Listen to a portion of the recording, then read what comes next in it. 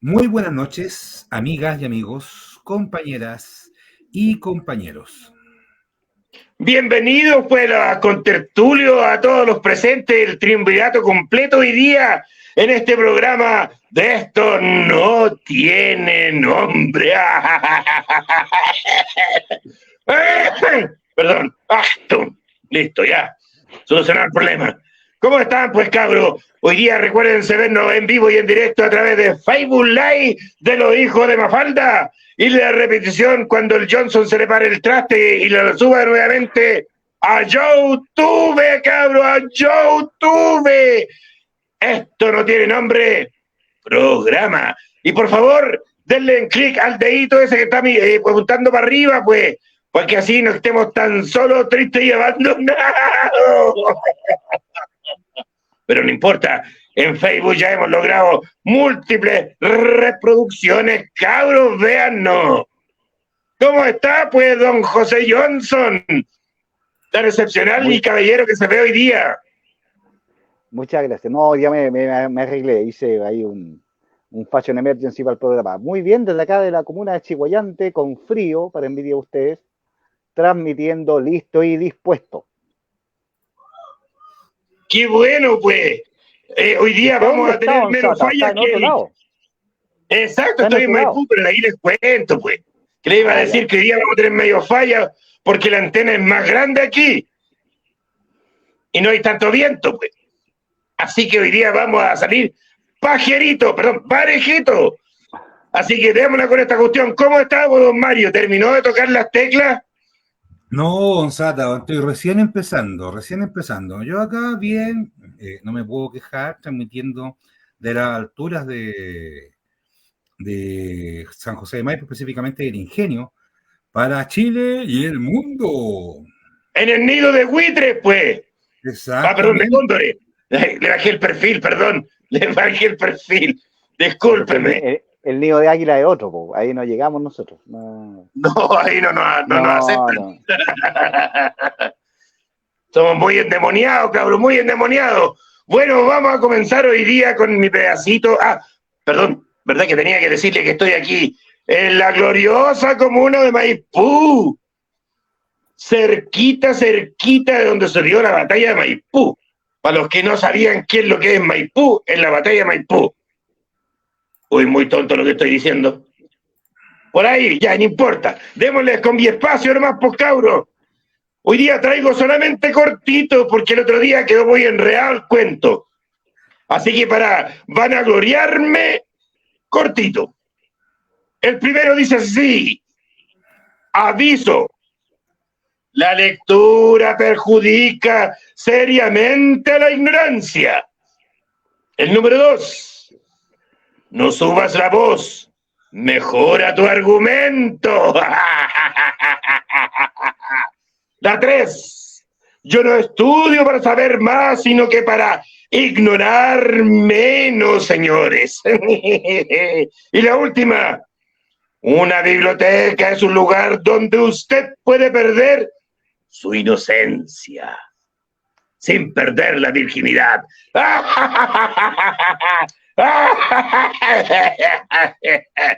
Bueno, esas cuestiones las encontré en internet nomás, po. Así que, porque no pude ir a la biblioteca, porque quería perder mi inocencia. Sin ¿la virginidad la perdió, Sara? ¿Qué? No, yo la encontré. Y el problema es que se me fue ahora, weón. Se me fue Doña Sata, weón, y cagué. Me jodió el infierno, weón. Se quedó con todas las weas, me dio una patada en la raja y me echó cagando para afuera. Bueno, pero no importa, esa es otra historia. Démosle entonces con las hermosas y bellas noticias de nuestro querido Chilito y de lo que sucede en el mundo, pues. Oye, a alguien lo echaron cagando, ¿ah? ¿Cómo se llama ese con nombre chileno? Ese es Jorge Jasón. González, ese mismito, pues. Sí, pues. Les abro el debate, cabrito, para que empecemos a hablar de este Jorge Jasón, más conocida como George Jackson, sí, pues, que le dieron la PLR, patadita en el culo. Se acabó el trío de los superhéroes. Hasta ahí llegaron. Ya abierta la palabra. Sí, estaba, bueno, la derecha hace rato que tenía el ojo echado a Giorgio Jackson, había inventado varias maneras de sacarlo, y la última fue la acusación constitucional por el robo de computadores y por lo que se decía, literalmente por lo que se decía de él en Twitter y por lo que decían las encuestas. O sea, ningún argumento, pero parece que sí estaban los votos para aprobar la acusación constitucional, y antes de eso decidió renunciar a su cargo en el Ministerio de Desarrollo Social e irse para la casa. Y se ha transformado en un héroe que se sacrificó por el bien del gobierno, etcétera. Pero en realidad es una pésima jugada, porque era la víctima que la derecha quería, ya probó el sabor de la sangre y ahora va a ir por más. Ya avisaron dos cosas, una que van por Camila Vallejo, ya empezaron a decir, mira, hay que hacer cambio acá. Y lo otro, Jackson era la moneda de cambio para aprobar para sentarse a conversar la reforma de pensiones. Y ya salió a decir Macaya, el hijo del Macaya, violador de las niñas, el senador Macaya, salió a decir que no bastaba la renuncia a Jackson, porque había que hacer varios cambios más para poder sentarse recién a conversar.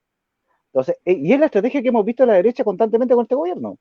No, ya mira, haz esto y te vamos a apoyar. Y lo hacen y después, no, o sea que no, mejor no. Así que lo bailaste muy feo. Exacto. Y ahí estamos, ahí quedó. Así que yo creo que esto es un signo de debilidad tremendamente grande del gobierno y que va a afectar cualquier posibilidad de reforma que intenta poner. No sé si Mario ya estará en condiciones de aportar algún dato a esta conversa o todavía no. Sí, ya estoy en condiciones. Gracias por la espera, compañero. No, aquí como en la radio. ¡Rellené! Sí, a ver, yo no estoy ni cercano al gobierno de la Cuncuna Amarilla, no es un gobierno de derecha, no, en ningún caso progresista ni nada, pero desde el punto de vista político creo que uno de los grandes errores que cometió este gobierno fue haber sacado a Jackson. O sea, primero, el gran problema de este gobierno es que ha tratado de gobernar, valiéndome de la redundancia, mirando a los empresarios y a la derecha y de espalda a nuestro pueblo. Y cuando uno hace eso, ahí están las consecuencias de dicha acción. Y al sacar a uno de los miembros del triunvirato, que es Boric, Jackson y Camila Vallejo, elimina el eje central de la postura política histórica de este grupo del Frente Amplio. Entonces lo que hace es mostrar una debilidad extrema. Hoy día la derecha en sus distintas manifestaciones puede hacer lo que quiera con este gobierno, porque si sacaron unos miembros duros de este eje central, de este triunvirato, pueden hacer cualquier cosa. Y es por eso que Macaya, el hijo del violador, postura que hay que sacar a Camila Vallejo. Exacto, va por la Camilita, no le gustan las minifaldas que se pone. Bueno, más o menos por esto, los argumentos para sacar a Jackson, así que eso, ¿qué más decir de Jackson? Nada más, que le vaya bien. No quería perder, porque si le hacían la constitucional, esa cuestión que le hacen los diputados y senadores a los ministros, hubiera perdido, y se hubiera perdido durante 5 años y no hubiera aparecido en el planeta Tierra. Así que para eso se fue antes. No. La explicación no va por ahí. Porque incluso hasta los republicanos se habían desistido de esta acusación constitucional. Ellos habían dicho, no vamos a ir en esto. Porque ellos están buscando otra cosa. Están tratando de blanquearse. Entonces la derecha no iba a tener la capacidad de levantar una acusación constitucional en contra de Jackson sin los republicanos. Entonces el tema va por otro lado. Y es la debilidad del gobierno solamente. Absolutamente. Son unos debiluchos. Ya estoy tasando sus almas para llevar al nuevo infierno que estoy creando. Este sí que va a ser más caliente, weón. Sí que va a ser más caliente.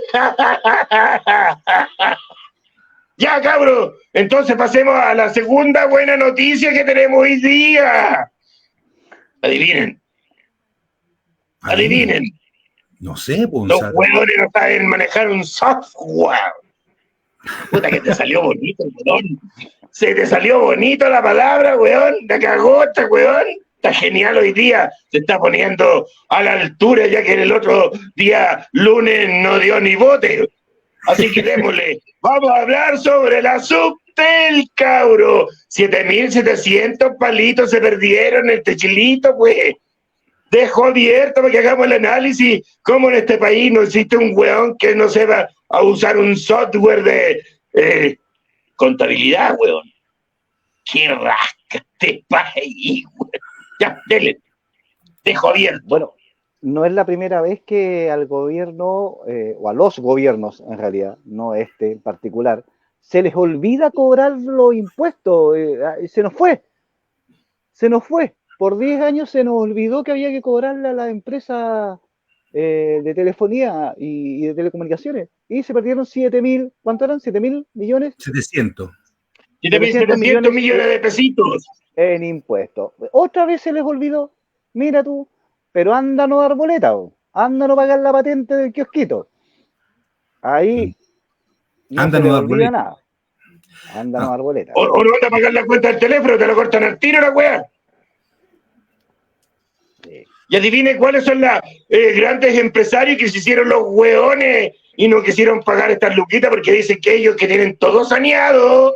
Yuju, yuju. Tenemos a la Telefónica, tenemos también a Will, que pertenece a Entel, y también tenemos a Claro, que se ve tan blanquito, pero tan oscuro, la weá, weón. Estos weones se pitearon 770 millones de pesos, y si no se autodenuncian en este gobierno, iríamos por los 20 años. No, claro, de hecho buen dato, salió a la luz porque las empresas se autodenunciaron. ¿Y por qué se autodenunciaron? Porque salió la ley. Los nuevos trabajadores de la Subtel se dieron cuenta de que en el gobierno Piñera 1, Bachelet y Piñera 2 no se cobraron estas luquitas. Y por eso el gobierno de ahora se autodenunció porque cachó que faltaban 7.700 pesitos, bueno. Don Mario. O sea, normal, los empresarios en Chile son unos ladrones, son unos sinvergüenza, no quieren pagar impuestos. Recordemos de que este gobierno trató de hacer una reforma tributaria y los empresarios y la derecha dijeron que no. Entonces, hay que recordar el caso Mate, que es algo muy similar. Lo interesante de esto es que efectivamente este gobierno se autodenunció. Dijo, esto no puede seguir pasando, y ahí reconozco esta acción al gobierno de la Concuna Amarilla de haberse autodenunciado, porque con eso para la situación de que estos sujetos no paguen impuestos. Entonces ahora se les va a cobrar. Claro, hay un porcentaje de ese dinero que se va a perder producto de la cantidad de años que no se pagaron, pero hay un porcentaje que sí se les va a poder cobrar, ¿ya? Y eso es muy interesante. Otra cosa que es importante relevar, que el hecho de no haber cobrado estos 7.700 millones de pesos en 10 años implica que en estos 10 años el Estado ha dejado de recibir 8.953.488 dólares. Yo traspaso siempre el dinero que los empresarios no pagan a dólares. ¿Por qué? Porque muchas de las cosas que nuestro Estado realiza se miden en dólares. Y si decimos que son casi 9 millones de dólares, estamos hablando de una cantidad exorbitante de dinero. Dinero que debería ir a la construcción de hospitales, dinero que debería ir específicamente a mejorar la educación, al sistema por ejemplo, de protección infantil, y así, con una cantidad importante de recursos que se han perdido, específicamente, no por la ineficiencia, porque aquí yo no creo que no haya un profesional universitario que no esté en condiciones de administrar esto, sino que se hicieron los huevos, ¿no? Porque alguien ahí metió las manos. Yo ya no creo en esta cosa de las casualidades. Es que no es casual, pues ya llevan mucho, po. El caso Mati, imagínense. El caso Johnson. Son muchas las empresas, o sea, el mismo Sokimich, se le han perdonado una cantidad impresionante de impuestos.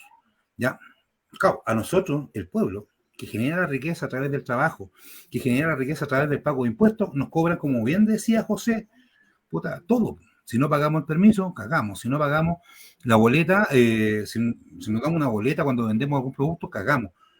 Si no pagamos, como decía usted, Gonzata, la cuenta del teléfono, cagamos. Si no pagamos el internet, cagamos. Si no pagamos el gas, cagamos. O sea, sin plata no podemos comprar nada. Y estos empresarios, ladrones, no podemos decir otra cosa, ladrones, se les permiten, se les condonan, se les regalan 7.700 millones de pesos. Euros, nada más que eso. ¡Qué bonito! ¡Qué buena noticia! Me encantan estas noticias, weón. Las cagamos, weón. Bueno, vamos a ir a Allende los Andes hoy día porque hay noticias fresquitas. Hay un high chicle llamado Javier Milei que tiene la escoba en el país vecino. Vamos a tener desfiles de chaquetas plomas. A lo mejor van a ser lila, no sé qué color le van a poner a los weones, van a andar marchando igual que Pink Floyd, weón, con un martillo ahí, está, y golpeando a los judíos, weón, que tiene la base central en Argentina, weón. A cagar los judíos, ahora sí. Los van a hacer pico otra vez. Hablemos del señor Milei, que sacó un 32,57% en Argentina. ¿Qué significa esto, chiquillos y chiquillas? José. Significa que tiene altas posibilidades de llegar al gobierno. Si se logra un acuerdo entre Milei y el partido Macri, que es Unión por la Patria, perfectamente tienen el 50% para llegar a la presidencia. Ahora, Milei, como ya González decía, tiene un discurso tremendamente fascista, tremendamente ultraconservador, y juega mucho, como todo el populismo de derecha, con la rabia, con la denostación de la política, con los políticos que son todos unos corruptos, le llama la casta, ¿no? La casta política, y que él viene a sacarla. Cuando eres más casta que los mismos políticos que están ahí, pues. Claro, y es de lo mismo, claro. Y pretende reducir los ministerios a 6, 7 ministerios, con lo que provocaría una cesantía enorme de funcionarios públicos que quedarían sin trabajo. Bueno, ¿qué ministerio? El Ministerio del Trabajo, Ministerio de Educación, Ministerio de la Mujer, Ministerio de Ciencia y Tecnología. Esos ministerios quiere eliminar. Pero lo complicado, y yo creo que por donde debería ir el análisis, es lo que significa de la mentalidad del pueblo argentino y a esta altura del pueblo latinoamericano, que está girándose hacia la derecha por un discurso de rabia, que en el fondo es dispararse en los pies, porque precisamente estos grupos totalitarios son los que van a gobernar en este momento crítico y van a tirar para atrás todas las posibles reformas que se han conseguido hasta ahora. Y Chile no anda muy lejos de eso. Mario. Sí, a ver, la situación argentina es terriblemente complicada. Se proyecta la posibilidad de que Milei efectivamente llegue a ser presidente de la República porque se unen las distintas fuerzas de derecha que participaron en las primarias del día de ayer en Argentina. Las posibilidades reales de que este sujeto, este fascista, sinvergüenza ladrón, denunciado por los empresarios argentinos, ya tiene una denuncia hace un mes y tanto atrás, llegue a ser presidente de la República, ¿ya? Y genera una crisis económica del puerto de un buque. O sea, hay que considerar lo siguiente: la elección de Milei ayer, como la primera mayoría de las primarias, implicó que hoy día el dólar en Argentina haya subido un 20% de su valor. Un 20%. Milei viene con la idea de cambiar la moneda argentina y dolarizar la economía argentina. ¿Ya? No suena bien conocido, ¿no? Sí, la políticamente. Que se casó con una chilena. Exacto. Don Carlos Saúl, pues. Y también los bonos argentinos se fueron a la mierda. ¿Ya? La política Milei sería nuevamente, como lo hizo Macri en su momento, redirigir su política a pedir créditos, préstamos específicamente al Fondo Monetario Internacional y dolarizar la economía, cuando el gobierno actual hoy día en Argentina lo que está haciendo es desdolarizar, tanto así de que con sus acuerdos con China, hoy día la deuda externa argentina está siendo pagada en yuanes, ¿ya? Cosa que no le gusta mucho al Fondo Monetario Internacional, al Banco Mundial y al Banco Europeo, pero tienen que aceptarlo porque es la tercera moneda de intercambio internacional, ¿ya? El despido de los trabajadores y trabajadoras del Estado significa una crisis económica cabrona, porque no solamente es eliminar un conjunto de ministerios, sino que es despedir a funcionarios públicos, ¿ya? Y con eso saca una cantidad impresionante de recursos de la economía argentina. El Estado argentinos, al igual que todos los estados del mundo, son los mayores generadores de empleo. Y al despedir un porcentaje entre un 10 o un 15% de lo que está planteando Milei, implica una crisis económica cabrona de grande. Pero las y los argentinos tienen el derecho de elegir a su propio verdugo. Y si eligen a Milei, bien. La única opción que podría quedar para que Milei no fuera electo es que se diera el mismo fenómeno que se dio en Chile. ¿Cuál es? Cuando se hizo la primera votación entre Boric y Kass gana, y Boric en la segunda derrota a Kass, no porque Boric tuviera un voto mayoritario, sino que hay un voto en contra de Kass. Entonces, un porcentaje relevante de la votación de Boric es un voto en contra de Kass. Entonces, ese mismo fenómeno se podría producir en Argentina, que muchos argentinos voten no por un candidato progresista, un candidato del peronismo, porque quieren un peronista, sino que voten en contra de Milei. ¿Ya? Entonces, es la única salvación que hoy día tiene Argentina. Así es que no, el fascismo se va a concentrar en el Polo Sur, específicamente Argentina, Chile y Perú, porque lo más probable es que Chile, el próximo gobierno, sea también de la ultraderecha, ¿no? Por este pensamiento que decía José, esta rabia, este discurso fascista, y el Polo Sur se transforme en un punto total y absolutamente fascista. ¿Ya? Eso. Mismo fenómeno que ocurrió en ¿Y aquí en Francia Chile van a ganar por la votación de las mujeres? Pues? Perdón, disculpe, don José, no escuché. No, decía que el mismo fenómeno que sucedió en Francia, que sucedió en Italia, entre otros países. Ahora, España.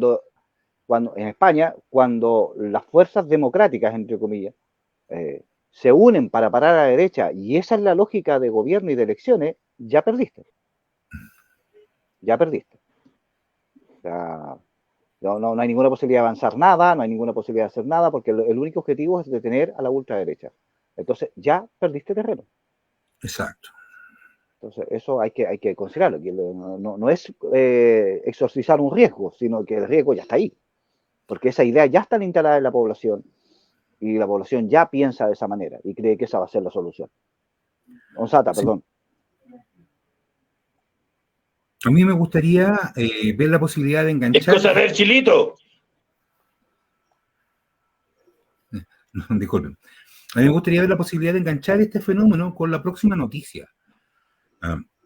Si en Chile el próximo gobierno es fascista, pensando en que lo más probable es que gane Kass, en Argentina, Milei, y en Perú tenemos a este gobierno de facto, este gobierno tiránico que hay, estaríamos hablando de que el Cono Sur sería de la ultraderecha. Esta ultraderecha, como bien decía José en pauta, es una ultraderecha que niega el cambio climático, que niega los procesos de transformación y las crisis que se nos vienen encima producto del cambio climático, del calentamiento global. Ya, eso quiere decir que esa situación se agravaría. Estamos hablando del 2027-2030, tendríamos gobierno de derecha. ¿Y por qué quiero engancharlo? Porque hay una noticia que, en lo personal, a mí ayer me sorprendió. Una noticia que examinamos junto a José y junto a Gonzata, ¿ya? Que tiene que ver específicamente con los incendios que se están produciendo, específicamente en el sector norte de América. José. Sí, estamos hablando del incendio, de dos incendios. Uno provocado por las altas temperaturas en Maui, en el archipiélago de Hawái, que terminó incendiando una ciudad completa, la ciudad de Maui, que es un balneario. Estamos hablando de una ciudad de 144.000 habitantes. 64. Y es otro, perdón, 164.000. Es otro hito. Tuvimos la vez pasada el hito de la temperatura más alta histórica en todo el planeta. Y este nuevo hito de la crisis climática es que es la primera ciudad que se pierde y se incendia por la crisis climática. Hasta ahora creo que van 86 fallecidos 96. Y contando, 96 y contando. ¿Por qué? Porque recién ahora están pudiendo entrar las Fuerzas Armadas, los equipos de salud, etcétera, y van descubriendo cadáveres en medio de los escombros de una ciudad completa. Entonces, si no atendemos a la urgencia del cambio climático, este fenómeno se va a seguir repitiendo. En Texas la situación es distinta. Fue una industria que explotó. No sabemos muy bien por qué, pero ese incendio, esa industria provocó un incendio forestal que tiene cercado a Texas y todavía no se puede controlar. No podemos medir todavía la cantidad de daño que eso ha provocado y eso provoca aumento de la emisión de carbono a la atmósfera, lo que acelera el calentamiento global y provoca más altas temperaturas, que provocan más altos incendios, etc. Entonces hay que ponerle atención a esto, porque es una noticia grave y ya estamos viendo antes del 2030 los fenómenos que se esperaban para el 2030. Y si sumamos a eso lo que decía Mario, a que nuestra gente está votando por gobiernos de derecha que niegan el cambio climático, estamos disparándonos las patas. Gonzalo. Oigan, lo que pasa es que a mí me preocupa otra cosa más que se quemen las cuestiones, porque a mí me encanta quemarlo todo, pues. ¿Y a dónde van a meter los 194.000 habitantes, weón? ¿Se los van a meter por el culo? ¿Dónde se van a ir a vivir, weón? ¿Los van a meter en bote y los van a hacer vivir en bote? Exacto, pues ese es el otro fenómeno. Aquí se perdieron los trabajos de 144.000 personas, la vivienda de 144.000 personas, etcétera, de los sobrevivientes, digamos. Entonces, se genera una crisis social enorme, enorme. Ahora, estamos hablando de una isla. Probablemente eso no interese mucho al resto del mundo porque es una isla perdida. Pero Maui, como decíamos, es una ciudad de veraneo, por lo tanto, muchos de los grandes ricos estadounidenses tienen sus casas ahí y mucha gente trabajaba ahí. Entonces, esa crisis se viene pesado, sobre todo cuando Estados Unidos no está precisamente en su mejor momento económico. Mario. A ver, efectivamente, y voy a repetir lo que ustedes planteaban específicamente en pauta. O sea, este incendio se paró específicamente porque es una isla. Se paró porque no había nada más que quemarse. Acá no hubo intervención de terceros para parar este incendio. Eso como primera cosa. No siguió avanzando porque había mar, estaba el mar. Si no, sigue avanzando. Ya, segundo, son 164.000 y fracción de personas que vivían en Maui. Ya, esa es la población según el censo del 2021. Esas personas se quedaron sin casa, porque parece zona de guerra. Esa gente tiene que salir de la isla, porque tampoco, como tienen casa, se quemaron las cosechas, se quemaron todo, no hay alimentación, no hay agua. Esa gente tiene que migrar de esa isla, no se pueden quedar ahí. Estamos hablando de una migración de 160.000 personas. ¿Dónde se van a ir? ¿Dónde van a ser recibidas? ¿Cómo se van a poder mantener? Claro, los súper ricos que tenían casa en Maui no tienen problema porque tienen otras viviendas, pero y los trabajadores no. Entonces, es necesario darnos cuenta de que aquí se produce una migración masiva, en un puro momento de la historia, de una población que se ve obligada a migrar específicamente por el cambio climático. Nosotros hemos vivido una migración que viene de Venezuela, que viene de Perú, que viene de Bolivia, que viene de Haití, pero ha sido una migración paulatina. Y han logrado irse integrando, pero tenemos 160.000 personas que no tienen capacidad de integrarse automáticamente. ¿Dónde se la van a meter? Entonces, ese es un fenómeno sumamente grave. Y Estados Unidos no solamente ha tenido incendios en Texas, recuerden que hay incendios también en Estados Unidos, recuerden que hay ciudades en Estados Unidos que no tienen agua potable, que se le acabó el agua. Lo mismo que pasó en Uruguay. Entonces... Súmale los incendios de Canadá. Los incendios de Canadá. Entonces, esta crisis es cabrona de grande. ¿Ah? Porque se quemó una ciudad, como dice muy bien José, como muy bien dice Gonzata, una ciudad completa. Y los equipos de emergencia, como también decía José y Joel en pauta, o sea, Gonzata en pauta, no fueron capaces de dar respuesta a esta crisis. Claro, podían estar preparados para los volcanes, pero no para que se les quemara una ciudad completa. Eso. Por eso tengo tantas almas, weón, me están saturando el infierno con tantas almas que están encontrando, weón. Yo no sé dónde mierda voy a meter tantas almas, weón, que más que llegó esa weá porque no alcanzó a arrancar, pues. Si eso es lo dramático de esta cuestión. No alcanzaron ni a arrancar, weón. Murieron asfixiados y después quemados. Qué lindo, ¿no? Esa es la crisis. Oye, y don José Johnson tenía un datito para nosotros este veranito, pues. ¿Cuáles son las cifras de temperatura promedio que esperamos para este verano, para la zona central? se promedian 42 grados promedio En Chile. para la zona central, en Chile. O sea, 42 grados. Promedio. nos vamos a quemar vivos, weón. Promedio. Así que afírmense. Afírmense. Y no hay crisis climática. No, y aquí, como también decíamos en pauta, aquí vemos la novela con un capítulo adelantado, porque claro, ya vemos lo que va a pasar en el verano, y cuando estamos en verano vemos lo que va a pasar en el invierno, así que estamos adelantados, y así todo no se toman las medidas del caso. Y se vota por gente que dice que no está pasando nada y que puede seguir viviendo tranquilo. El proyecto de nueva constitución, por ejemplo, el anterior hablaba de la crisis climática y establecía un montón de normas muy restrictivas al respecto. La actual apunta contra reducir la contaminación y el cuidado del medio ambiente. Pero aquí no, a esta altura no hay que cuidar el medio ambiente, hay que cuidarse del medio ambiente. Que no es lo mismo. Que no es lo mismo. No, y todos estos hueones, capitalistas, industrializados, que meten caca y siguen quemando y mandando monóxido de carbono a la atmósfera, weón, van a dejar sin planeta. Y yo, ¿a dónde chucha voy a ir a huellar ahora, weón? ¿Qué almas voy a recoger, weón? No han pensado ni nadie en mí, weón. Las cucarachas. Le voy a decir a Dios que haga otro planeta para mí, weón. Claro, voy a tener que ir a conversar al cielo, que me da lata, weón, ir a conversar con Dios, weón, para decirle esta weá, y esta es la weá que creaste, po. Santo cielo, ¿no? Lo dice el diablo, ¿ah? No. ¿Algo más que agregar sobre este pequeño fueguito? Yo por lo menos no. No. Yo creo que vamos a seguir atentos y vamos a seguir dando estas buenas noticias hasta que ya no haya cómo.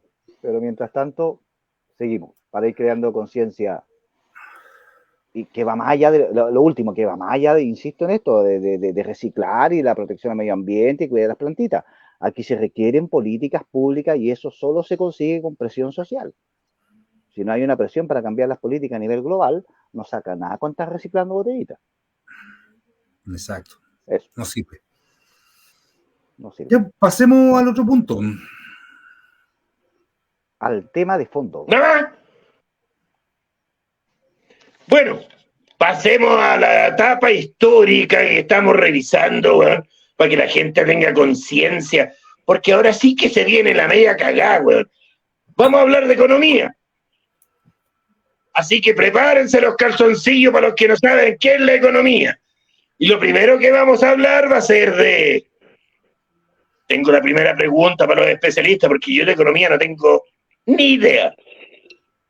¿Qué es una cadena productiva? Es la pregunta básica y fundamental.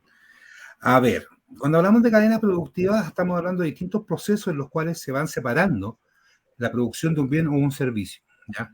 O sea, mi chaleco tiene una cadena productiva, tiene un conjunto de personas que lo produjeron, que lo construyeron en parte que yo no conozco, ¿ya? Eso primero, o sea, es lana, en consecuencia hubieron personas que criaron ovejas, cuidaron las ovejas, le cortaban el pelo a la oveja, después hubieron otros sujetos que transformaban en esa lana. No, weón, se llama esquilar, weón. A la oveja no se le corta el pelo, se esquila. Ya, gracias, weón. Ya. Y así, otro se va comercializando, lo compran otras empresas y hay un conjunto de sujetos que finalmente terminan haciendo el chaleco. Pero el chaleco tiene un cierre que es plástico. Entonces, que el plástico con sus productos del petróleo. ¿Ya? Entonces, para que aparezca este cierre plástico, tienen que haber toda una cadena productiva, igual que de la lana para este chaleco. Entonces, son múltiples etapas y procesos donde van participando muchas personas que nosotros no conocemos, no ubicamos. La ropa, las zapatillas, mis lentes, el vidrio, no se genera por una cuestión de carácter espontánea, sino que es parte de un proceso productivo. Por eso se llaman cadenas productivas que están interrazadas. En estas cadenas productivas participan los camioneros, participa el transporte, participan los procesos de alimentación, porque la persona que trabaja, cuidando a las ovejas necesita alimentarse, comer. Entonces, a partir del dinero que obtiene de esta lana y de la crianza de ovejas, puede comprar pan, puede comprar zapatos, puede comprar ropa, y así se van generando otras cadenas productivas. ¿Ya? El salario se va transformando en muchos espacios donde se van comercializando distintos tipos de productos. Y eso es lo que mueve la economía, eso se llama el ciclo económico. Las cadenas productivas generan este ciclo económico. ¿Ya? Entonces, ¿por qué queríamos partir con esto? Porque en programas pasados dimos algunas noticias específicas del gobierno de Salvador Allende Goce. En el primer año del gobierno de Allende se construyen más de 90.000 viviendas. Yo quiero decir eso, don Mario. Por favor. Quiero partir con esta parte porque yo creo que es sumamente importante. Por eso vamos a hablar de economía. ¿Por qué es tan importante entender las cadenas productivas? Como usted bien lo ha dicho, una acción económica produce otra acción económica y otra acción económica y otra acción económica. Porque necesita materias primas y esas materias primas se convierten en un producto final que usted, el weón, lo va a comprar al mall, a la tienda, al almacén, a la weá que sea, pero usted la compra al final. Porque trabajó, si no tiene trabajo tampoco puede comprar la weá ya. Para que les quede más claro, la weá, puta, me enredé entero. Y vamos a Allende entonces. En el año 1971 ocurre algo importantísimo. La nacionalización de las minas del cobre, prosiguiendo con el salitre y el carbón, la estatificación de la banca, y me enredé más encima, y la nacionalización de la telefónica. ¿Por qué vamos a hablar de esto? ¿Por qué es tan importante esta cadena productiva y estas nacionalizaciones? No. Antes de eso, Dejo la pregunta. Antes de eso yo no tengo ningún problema y José tampoco contesta la pregunta. Pero hay que decir lo siguiente. Allende construyó más de 90.000 casas. ¿Qué significa eso? Cadenas productivas. Generó puestos de empleo. Gente con salario. Bajó el nivel de cesantía. Bajó los niveles de pobreza. Construyó colegios. Nuevamente, más gente trabajando. Más cadenas productivas. Más colegios donde se daba alimento, por lo tanto, más gente produciendo alimentos que tenía que atender esos colegios, etcétera. Y así. Entonces, más profesionales de la educación. Exacto, nuevas fuentes de empleo. Bajar abruptamente el nivel de cesantía, bajar abruptamente el nivel de pobreza. O sea, Allende recibe el país con un 50% de pobreza y Allende lo baja. ¿Y lo baja cómo? Generando puestos de empleo. Construyendo hospitales, construyendo policlínicos, construyendo casas, con la reforma agraria, generando nuevos empleos, más producción de alimentación. ¿Ya? Entonces, eso es lo primero. Lo segundo, que es un tema sumamente relevante. El cobre, en ese periodo, cuando Allende toma el gobierno, no era chileno. Eduardo Frei Montalva había empezado con la nacionalización del cobre. ¿Ya? La chilenización del cobre. Gracias, José, con la chilenización del cobre. Pero a Salvador Allende lo nacionaliza finalmente. Lo hace a través de un proceso de compra. Ahí tenemos los datos, los podemos pegar en cuanto se llama, en nuestra página acá, para que los puedan leer y observar. ¿Ya? Pero no solamente nacionaliza el cobre, nacionaliza el litio, el hierro, el carbón, el salitre, el gas, nacionaliza la banca. ¿Qué significa todo eso? Un proceso económico cabrón, pero cabrón de grande. El Estado se hace poderoso. Efectivamente. Y los recursos que producen esas empresas no salen del país, sino que siguen girando en torno a la economía del propio país. ¿Sí? Es como que, no sé, pues si entre los tres nos contratamos los tres y nos pagamos los tres, los sueldos de los tres siguen aumentando, porque en el fondo la plata circula entre los tres. Pero cuando no estaba nacionalizado, esa plata se iba para el extranjero y el país se empobrecía. Entonces, eso permite también, como decía el Mario, generar más cadenas productivas, aumentar el nivel de riqueza de la población y aumentar la independencia y la soberanía del país, en el fondo. Porque ya no depende de capital extranjero, ya no depende de los extranjeros para las telecomunicaciones, para producir sus reservas y que va a vender en el extranjero, sino que son propios, son nacionales. Tiene que ver con la autonomía también del país. Mario. Efectivamente. Claro. Sí, lo estoy empezando a agregar información acá. Ya. A ver. Nosotros hemos escuchado por mucho tiempo, y disculpe que me pegue el salto, pero es necesario decirlo, ya nos queda poco para... No, sí, iba para allá yo mismo también, por eso me quedé esperando, estaba esperando el comentario. A ver, Allende nacionalizó, como dije, el cobre, el litio y todo eso. Antes no era chileno. Y hemos escuchado por muchos años decir al fascismo, a la derecha, a la democracia cristiana, incluso a los socialistas y algunos comunistas, hablar del gran proceso económico que hicieron los milicos por un lado y otro gran proceso económico que hizo la concertación. Me van a disculpar, ¡Mentira! Me van a disculpar estos tipos, pero estos sujetos durante estos 50 años no han cambiado absolutamente nada. Porque hay que hacer la siguiente pregunta. ¿Cuáles son los mayores ingresos que tiene el país hoy día?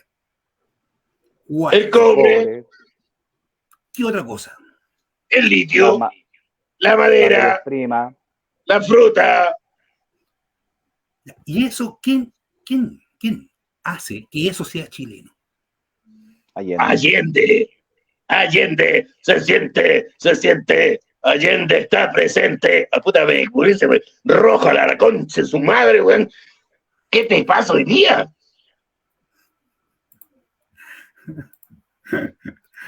Entonces, claro, si lo que cambió, perdón, lo que cambió con este sistema neoliberal es el destinatario de esa riqueza. Porque Allende la nacionalizó para fortalecer, como decía Sata, el Estado, para generar más cadenas productivas, como decía el Mario, es decir, para la riqueza de todo el país.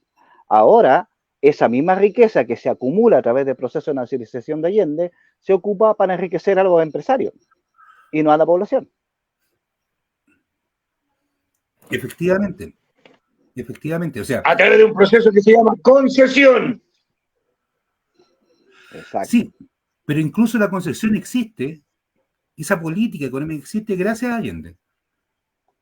Gracias a Allende. ¿Por qué? Porque no podríamos concesionar algo que no es nuestro. Y el cobre es chileno, el litio es chileno. Entonces, como es nuestro, los gobiernos, estos gobiernos de derecha, como no lo pueden vender, lo concesionan. Entonces, todo el desarrollo económico que hoy día tiene Chile, que es pésimo, se debe específicamente a las políticas implementadas por Salvador Allende Gossen. Porque la reforma agraria, tenemos los datos ahí que los vamos a ver, yo creo que en el próximo programa, implicó la distribución de más de 5 millones y medio de hectáreas, ¿sí? ¿Ya? Que creó nuevas zonas productivas, donde estos grandes latifundios dejaron de ser zonas que no son productivas, que sentaron las bases para la economía agrícola nacional. O sea, hay historiadores que han estudiado mucho eso. Patricio Altamirano, en su tesis, lo expone y posteriormente, en otro texto que él escribe, hace un análisis muy, muy detallado de esto. ¿Ya? Entonces, la economía nacional hoy día en Chile, esta economía que genera riqueza, que le entrega recursos al Estado, que genera fuentes de empleo, es la economía sentada y establecida por Salvador Allende Gossen. El gobierno de Allende, desde el punto de vista económico, fue espectacular. ¿Por qué? Porque bajó la pobreza en Chile, bajó los niveles de cesantía, generó muchas fuentes de empleo, generó muchos salarios. O sea, bajó la desnutrición. Bajó la desnutrición infantil. Ya. Que significó un gran progreso intelectual para todos los niños y niñas chilenos que iban a progresar en el futuro. Exacto. Entonces, en este marco de la acción, Allende estaba teniendo un gobierno terriblemente exitoso. O sea, muchos de los viejos se deben acordar de que se decía que en el gobierno de Allende había mucho dinero. Los trabajadores tenían mucho dinero. ¿Y por qué? Porque había fuentes de empleo. Había mucha demanda de trabajo. En consecuencia, cuando hay mucha oferta, o sea, mucha demanda de trabajo, los salarios suben. Entonces, el trabajador tenía muy buenos sueldos. Y eso implicó una gran crisis.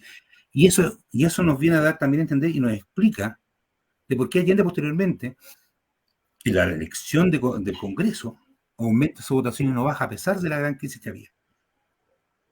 Entonces, nuevamente, en Chile no se dice que la política económica hoy día existente en el país se basa en las reformas que realizó Salvador Allende Gossen. Claro, empezaron con Frei, pero el que la ejecuta es Salvador Allende Gossen. Exacto, pues. Ese era el mal gobierno. El pésimo gobierno al cual había que hacerle un golpe de Estado. Efectivamente. Todo era para apropiarse de toda la riqueza chilena. Bueno, claro, porque eso implica también toda esa repartición de riqueza, implica la pérdida de poder y de los intereses de la clase dominante. Entonces, obviamente había que recuperar rápidamente todo eso, y por eso Mario insiste mucho en hablar de que este sistema en realidad es neoconservador, porque lo que pretende es devolver la situación a antes de las reformas de Allende, cuando la riqueza se empezó a repartir.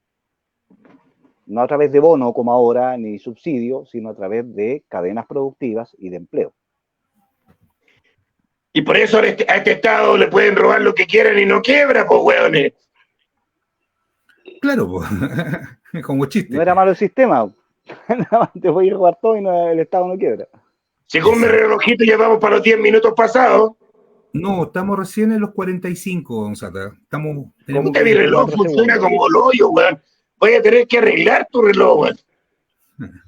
No, yo creo que anda puro dando la hora, don Sata. De redondear. Porque el próximo programa vamos a seguir con esta misma y con más datos. Hay que profundizar, ¿no? Por supuesto. Hoy día era la nacionalización, era eso lo que queríamos marcar, pero hay mucho más en economía que la nacionalización. Por supuesto. Entonces eso vamos a entrar también en ese tema, el tema de las áreas de la economía mixta y todo eso. Claro, lo que pasa es que también hay que explicar por qué, cuáles son las consecuencias de la nacionalización. No es solamente que el Estado obtenga más recursos, sino que el Estado, al tener un bien, puede invertir. Y el gobierno de Salvador Allende tenía la capacidad de invertir. O sea, acá, como tú lo has explicado muy bien en varias oportunidades, José, el Estado necesitaba fundaciones, necesitaba muchas empresas privadas. ¿Por qué? Porque el Estado tenía su propia empresa de construcción, la Cora. Ya. El Estado tenía su maquinaria, tenía sus funcionarios, y estos construían casas, carreteras, viviendas, hospitales, colegios. Y hasta hoy día duran. Y hasta hoy día duran. ¿Ya? Entonces hay que explicar eso. ¿Por qué es tan relevante la nacionalización de los bancos? ¿Ya? ¿Por qué es tan relevante la nacionalización? Pero eso para otra. Sí. Eso lo vamos a suspenso, pues, para que empecemos a ver el tema agrario.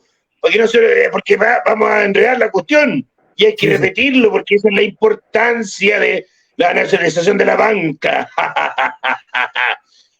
Don José.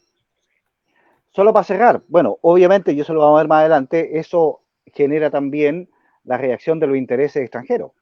La ITT en particular, que era la empresa de telecomunicaciones, que empieza a colaborar con el boicot al gobierno Allende, y muchas empresas extranjeras ven afectados sus intereses y financiar a los camioneros y todo eso, y ahí vamos a ver más adelante el tema de qué acciones toman para frenar este ejercicio de soberanía que estaba haciendo Allende y de distribución de la riqueza.